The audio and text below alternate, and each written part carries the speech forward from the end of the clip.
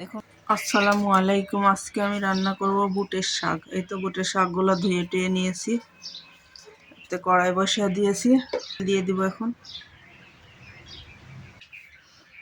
তো প্রথমে পেঁয়াজ কুচি দিয়ে দিব,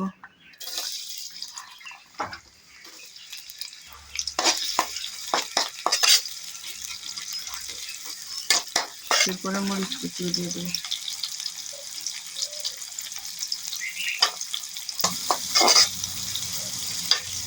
এই যে জিরা দিব, রসুন বাটা অল্পই লাগবে, লবণ,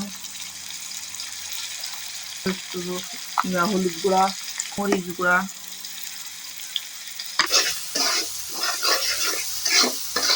ভালোভাবে মশলাটা কষাই নেব। একটু পানি দিয়ে দিচ্ছি। আজকে 2 টুকরা মাছ দিয়ে রান্না করব।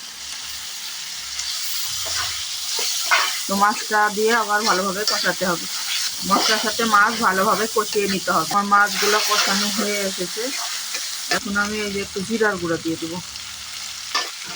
জিরার গুঁড়া দিয়ে আর একটু ভালো করে নাড়াচাড়া করে এই কুটে রেখেছি শাকের মধ্যে একটু আলু দিব। এই জন্য আমি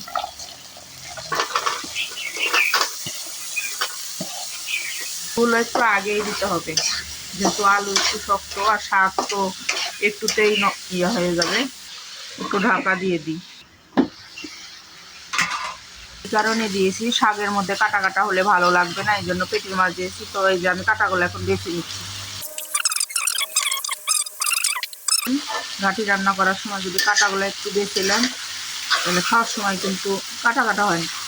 এই আলু আর মাছ কষানো শেষ। এখন আমি শাকগুলা দিয়ে দিব, শাকগুলো দিয়ে দিই। শাকগুলো দেওয়ার পরে ভালোভাবে আবার কষিয়ে নিব,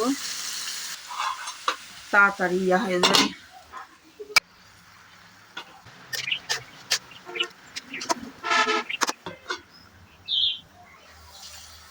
দাম যতই বেশি হোক, একবার দুবার না খেলে চলে। এই শাকের দাম কিন্তু সবসময় বেশি থাকে, এই মানে উঠাকালীন সময় থেকে শেষ পর্যন্ত সবসময় এই ভুট্টা শাকের দামটা একই রেট থাকে।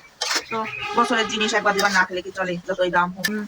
আবার কয়েকটা কাঁচামরিচ দিয়ে দেবো, এটা মুখে পড়লে অনেক ভালো লাগে। দিয়ে ঢাকা দিয়ে রাখলে আমার রান্না রেডি।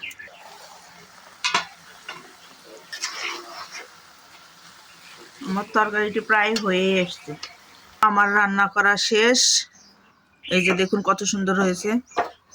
যদি আমার এই রান্নাটা একটু কারো কাছে ভালো লেগে থাকে তো অবশ্যই লাইক কমেন্টে জানিয়ে দিবেন কেমন হয়েছে আজকের এই রান্নাটি আমার।